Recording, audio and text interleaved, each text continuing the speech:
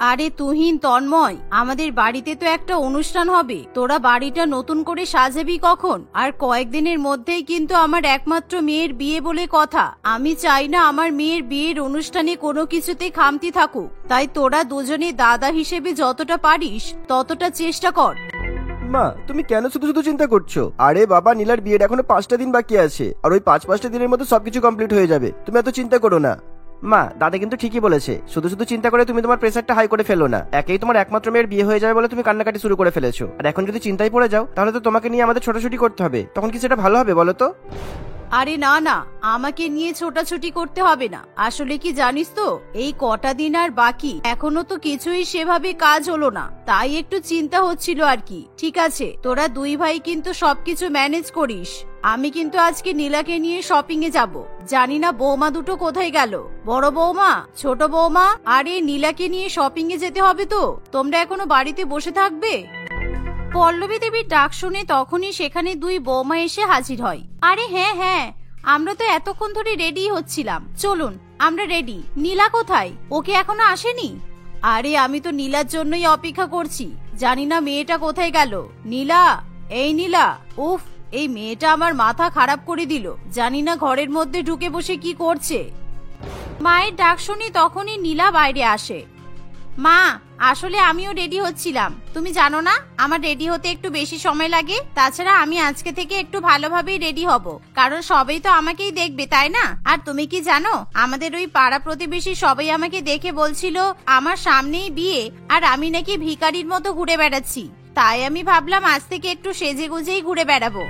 তুমি তোমার প্রতিবেশীদের কথা আর বলো না। ওরা তো সামান্য একটু কথা পেলেই হলো, আগে পরে কিছুই ভাবে না, শুধুমাত্র বলে নিতে পারলেই বেঁচে যায়।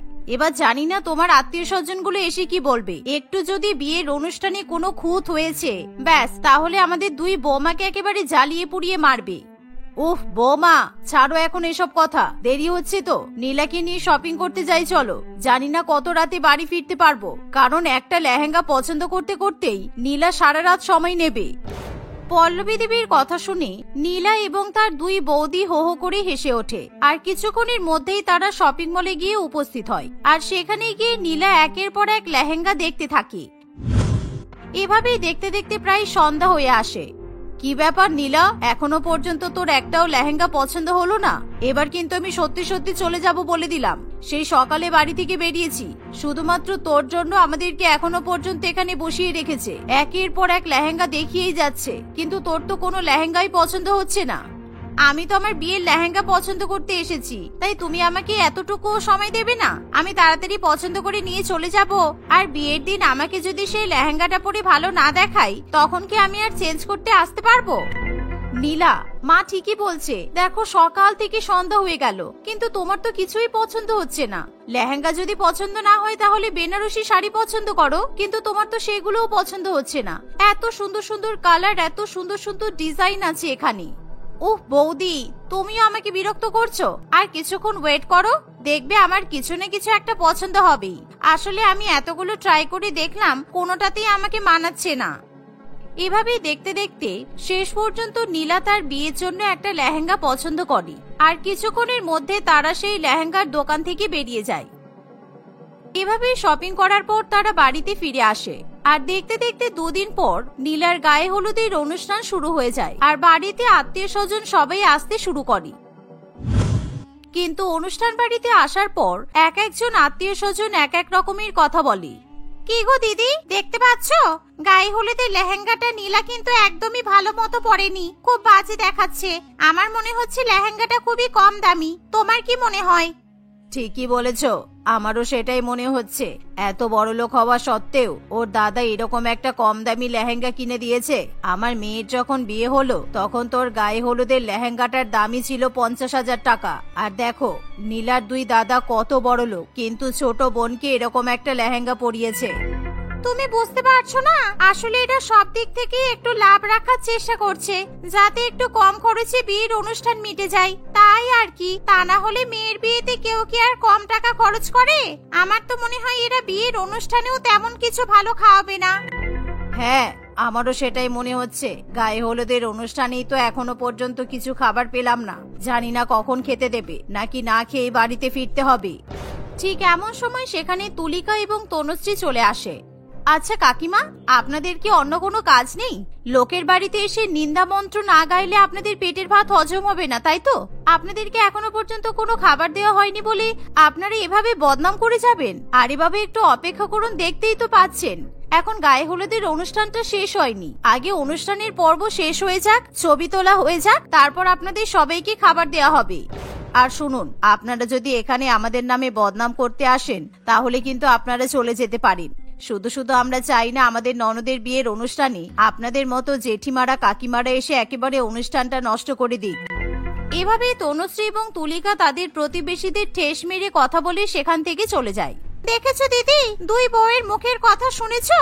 আমি তো ভেবেছিলাম পল্লবী দিদির দুই বৌমা খুব ভালো, ওরা কারোর সঙ্গে খারাপ ব্যবহার করতেই পারে না, কিন্তু আমাদের সঙ্গে এত খারাপ ব্যবহার করলো। আমার তো মনে হয় এখান থেকে চলে যাওয়াটাই ভালো। হ্যাঁ হ্যাঁ, আমিও সেটাই ভাবছি। দুই বৌমার মুখে বেশ ভালো কথা হয়েছে, কিন্তু এসেই যখন পড়েছি তাহলে খাবারটা খেয়েই যাব। আর দরকার পড়লে কিছু খাবার বাড়িতে নিয়ে চলে যাব, তাহলে রাত্রিবেলা বাড়িতে গিয়ে আমাকে আর রান্না বান্না করতে হবে না। এভাবেই দেখতে দেখতে নীলার গায়ে হলুদ দেওয়া হয়ে যায় আর সবাইকে খাবার পরিবেশন করা হয়। আর খাবার খাওয়ার সময়ও কবিতা দেবী এবং বুলটি দেবী দুজনেই সেই খাবারের বদনাম করতে থাকে, কিন্তু তারা খাবার খেতেও ছাড়ে না। এমনকি খাবার খাওয়ার পর তারা নিজেদের পরিবারের জন্য বাড়িতে খাবার নিয়ে যায়।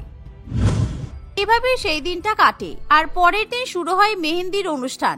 মেহেন্দির অনুষ্ঠানেও নীলা পার্লার থেকে মেকআপ করে আর তাকে খুব সুন্দরভাবে সাজিয়ে দেওয়া হয়। তার পোশাক আশাক অনুযায়ী তার সাজগোজ একেবারে সুন্দর মতো মানিয়ে যায়, কিন্তু সেটা দেখেও পাড়া প্রতিবেশী এবং কিছু আত্মীয় স্বজন নানান রকম কথা বলতে শুরু করে।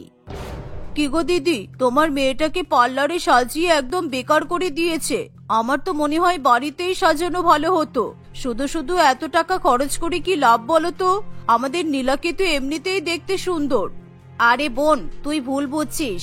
এখন তো সব মেয়েরাই মেকআপ আর্টিস্টের কাছে মেকআপ করতে চায়, আর আমার মেয়েটাও যেটা চেয়েছিল সেটাই করেছি। আসলে ওর খুব ইচ্ছে ছিল মেকআপ আর্টিস্টের কাছে সাজবে, আর বিয়ের সময় আমি ওর ইচ্ছেগুলো পূরণ করব না তা হতে পারে? বিয়ের পর কি আমি ওর ইচ্ছেগুলো পূরণ করতে যেতে পারবো?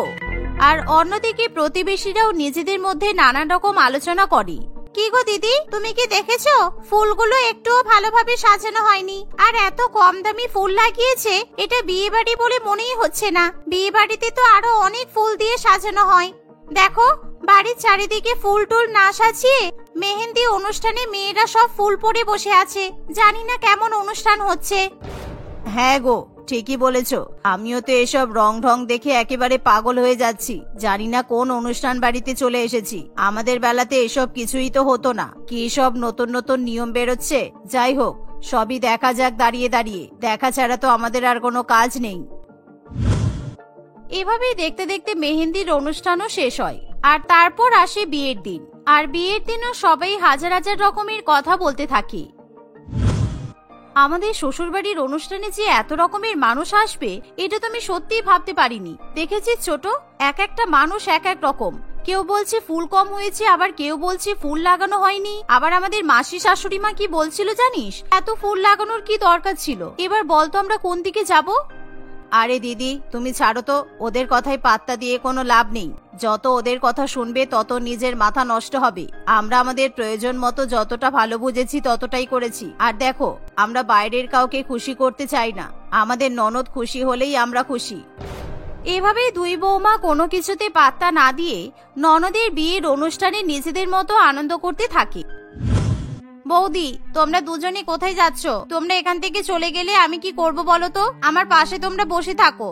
আমি এখানে কিছুই বুঝতে পারছি না। এই মণ্ডপে কি করতে হবে না করতে হবে তোমরা আমাকে একটু বলে দেবে। আর হ্যাঁ, আমার বিয়ের ফটোগুলো ঠিকঠাক ভাবে উঠছে কিনা তোমরা কিন্তু একটু দেখো, কেমন? আরে তোমাকে এসব নিয়ে চিন্তা করতে হবে না। আগে তোমার বিয়েটা হয়ে যাক, তারপর ফটো তোলার কথা চিন্তা করবে। আর দেখো, ওদিকে ক্যামেরাম্যান রেডি হয়ে বসেই আছে, তোমাকে সুন্দর সুন্দর ফটো তুলে দেবে, কোনো চিন্তা নেই। এভাবেই দেখতে দেখতে নীলার বিয়ে সম্পূর্ণ হয়। আর বিয়ের পর কিছু কিছু আত্মীয় স্বজন খাওয়া দাওয়া করার পর বাড়ির দিকে রওনা দেয়। আর দেখতে দেখতে নীলাও তার পরিবারকে বিদায় জানিয়ে শ্বশুর বাড়িতে চলে যায়। কিন্তু এখনো পর্যন্ত বেশ কিছু আত্মীয় স্বজন বিয়ে বাড়িতে থেকে যায়। দিদি, তুমি কি জানো তোমার দুই বৌমা কতজনকে অপমান করেছে? শুধু শুধু এত বড় অনুষ্ঠান না করে একটা ছোটখাটো অনুষ্ঠান করেই তো মেয়েকে বিদায় দিতে পারতে। শুধু শুধু মানুষজনকে ডেকে তাদের অপমান করা তো মোটেই ঠিক নয়। মাসিমা, আপনি তো জানেন এটা আমাদের শ্বশুরবাড়ির লাস্ট অনুষ্ঠান, আর এখানেও যদি আমাদেরকে কেউ কিছু বলে তাহলে আমরা কিভাবে তাদেরকে ছেড়ে দিতে পারি? অনুষ্ঠানে কিছু কিছু মানুষ এসেছিল, তাদের কথা শুনলে আপনি নিজেই চুপ করে থাকতে পারবেন না, তাই কিছু ক্ষেত্রে আমাদেরকে জবাব দিতে হয়েছে। আরে বৌমা, ছাড়ো, বাদ দাও। অনুষ্ঠান মিটে গেছে, এই নিয়ে আর বেকার তর্ক বিতর্ক করে লাভ নেই। দেখ বোন, আমার দুই ছেলে খুব ভালো করেই অনুষ্ঠানটা ম্যানেজ করেছে, আর আমার দুই বৌমাও কিন্তু খুব খেটেছে। তাই বেকার আর তুই উল্টোপাল্টা কথা বলে আমার মাথাটা খারাপ করিস না। এমন কথা শুনে পল্লবী দেবী কিছুতে আর বিয়ে বাড়িতে থাকতে চায় না। সে তার পরিবারকে নিয়ে বিয়ের উদ্দেশ্যে রওনা দেয়। আর দুই বৌমা এবার বিয়ে বাড়িতে বাকি যে কাজকর্মগুলো থাকে সেগুলো সময় মতো তাড়াতাড়ি মিটিয়ে নেয়। আর পরের দিন দুই বৌমা খুব সুন্দর করে সাজগোজ করে বেশ কিছু আত্মীয় স্বজনকে নিয়ে রিসেপশন পার্টিতে যায়, আর সেখানে তারা অনেক অনেক আনন্দ করে আর নীলাকে তার বাপের বাড়িতে নিয়ে আসে।